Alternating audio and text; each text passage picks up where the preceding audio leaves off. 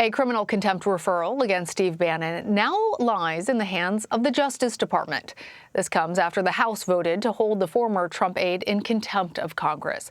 Bannon, as you'll remember, is refusing to cooperate with a subpoena from the Select Committee investigating the deadly January 6th Capitol riot. Kris Van Cleave has more from Capitol Hill. No one is above the law. Tonight, House Democrats and 9 Republicans vote to hold former Trump administration advisor Steve Bannon in contempt of Congress. Bannon has refused to turn over documents or appear at a deposition before the committee investigating the January 6th insurrection. People recognize that what happened on January 6th can't go uninvestigated. Republican leaders urged a no vote. The Select Committee despises Steve Bannon's politics, so they're abusing their power to put him in jail. The committee wants to know what Bannon told Mr. Trump ahead of the riot about his work with Stop the Steal organizers and his reported presence in a war room near the White House with Trump loyalists, including Rudy Giuliani, on January 6th.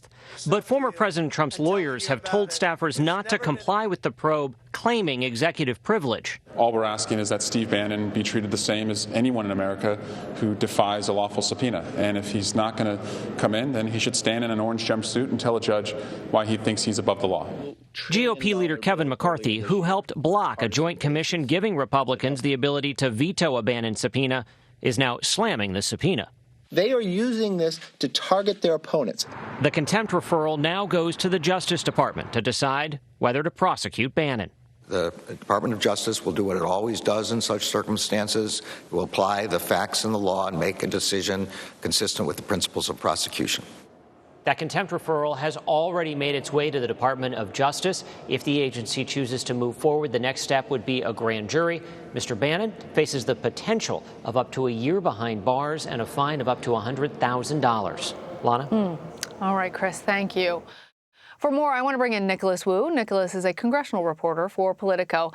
Hey there, Nicholas. So 9 Republicans voted to hold Steve Bannon in contempt. Tell us, what was their reasoning? Well, several of these Republicans voted to impeach President Trump, and those were not necessarily surprising votes. But one that I did find particularly interesting was Congresswoman Nancy Mace, a Republican from South Carolina, who did not vote to impeach the president. And her rationale, she explained to reporters, was that she really saw the subpoena power as something very important for Congress. And frankly, as she and some other Republicans see it, when the shoe's on the other foot and Republicans are in power, they want to be able to use these kinds of subpoena powers to bring in witnesses, too. So regardless of how they necessarily felt about Bannon or the Select Committee or even January 6th, they see it as going somewhat even further than that. So in this case, voting in favor of congressional authority and power rather than the particulars of this case. So does it look like the Department of Justice will actually move to prosecute Bannon? We don't know. I mean, as we saw earlier, Attorney General Garland was pretty guarded about his remarks on that when he was asked about it in today's House Judiciary Committee hearing. And that's really a decision that's going to be up to the Justice Department in the coming weeks. I mean, historically, this has been somewhat of a tricky issue, and we still have a ways to go on this. But it is worth noting that some committee members certainly have wanted the Justice Department to go more aggressively against witnesses who defy subpoenas. And President Biden himself said last weekend that he thought that people who defied subpoenas should perhaps be prosecuted before the White House then walked that back. So it's definitely something to keep an eye on. So how could the outcome of this case affect the panel's investigation into January 6th and other congressional investigations potentially moving forward? Well, as the committee sees it, Bannon's case and this whole issue over whether or not he could be prosecuted for being in contempt of Congress is something that can serve as a warning, in particular, to other witnesses who might not want to step forward. Its chair, Benny Thompson of Mississippi, made clear at their hearing on the contempt resolution that they saw Bannon as standing alone in defying the subpoena and want, however the outcome of this case goes, to be a marker that they don't want to necessarily have to take this route and to bring the full weight of the House down on them like this.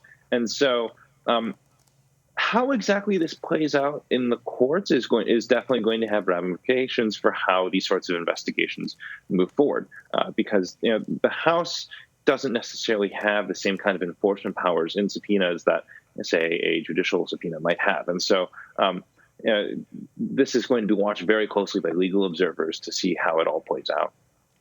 And could Bannon, if he decided, now comply with that subpoena and the potential legal troubles for him all goes away?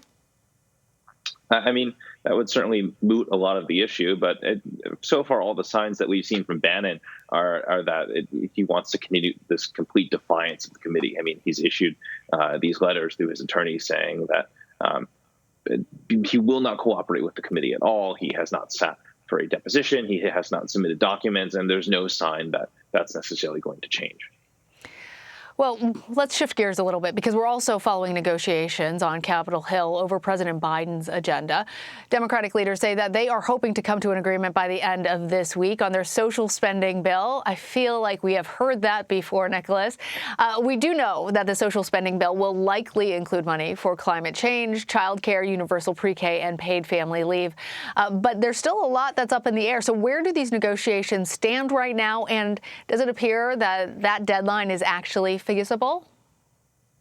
Well, Lana, this is Capitol Hill, and as we all know, deadlines on Capitol Hill are very much artificial constructs, and members of Congress often find ways to bend them, say that they don't exist, and so on. And what that brings me to say is, with these sorts of negotiations, there's still a lot of major hangups that are involved here. Among them, figuring out these final pieces of the tax bundle, how exactly you pay for this, especially when Democrats say that the whole thing will cost $0 and will be all paid for.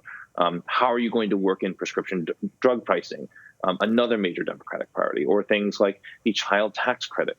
And so every single one of these planks of the platform are things that, if done a certain way, will end up alienating a core group of Democrats. So this is the very tricky tightrope the Democratic leaders in Congress and the White House are walking right now.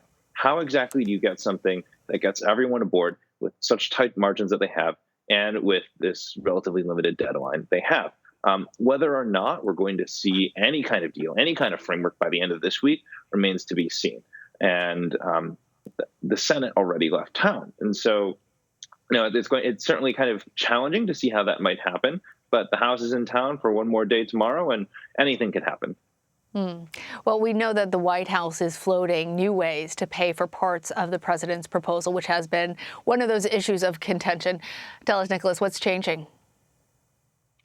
Well, paying for it is something that has been a challenge so far, but there does seem that there's some progress made on that front. I mean, House Ways and Means Committee Chairman Richard Neal, the head of the House panel that writes taxes, told us today that he actually met with one of the moderate senators who had so far resisted some of these tax issues, and it seemed that she might be coming around to some of these tax increases that Democrats have proposed. How exactly that's going to work out and turn into final language, we'll see. But the White House, too, has signaled that they're okay with dropping some of these big provisions from the package.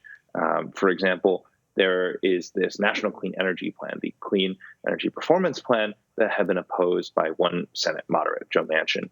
And the White House today said that they didn't necessarily need Congress to act on many of their climate goals and could act unilaterally if need be. All right, Nicholas Wu, as you say, here in Washington, things are always a bit fungible. Thank you.